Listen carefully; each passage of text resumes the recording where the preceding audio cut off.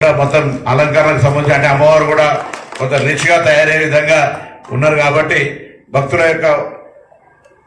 ఎక్కడ కూడా ఇబ్బంది లేకుండా నేను ముఖ్యంగా పోలీసులు కోరుతున్నా సరే వాళ్ళు అన్నట్టుగా ఒక ఎగ్జిట్ అండ్ ఎంట్రన్స్ సంబంధించి క్రౌడ్ మేనేజ్ మా చుట్టాలందరూ తెలుసుకుంటా మీరు కూడా ఎల్లమ్మ బోనం గౌరవం ప్రతిష్ట ఇంకా మరింత పెరగాలంటే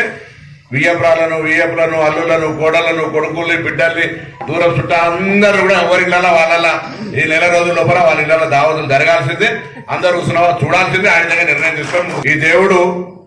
ఎల్లమ్మ గుడి అంటే గౌన్లో జరుపుకుంటారు అట్లా కాదు ఇక్కడ ఉస్నాబాద్ ఎల్లమ్మకు అందరు బోనాలు చేస్తారు ఇది ఒక పెద్ద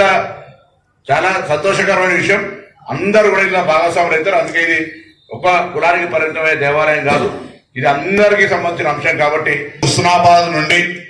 ఈ మే 12 నుంచి జూన్ 12 దాకా జరిగే ఎల్లమ్మ జాతరకు సంబంధించి రేణుకా ఎల్లమ్మ తల్లి ఉత్సవాలకు అందరూ కూడా రావాలని ఇక్కడ ప్రాంత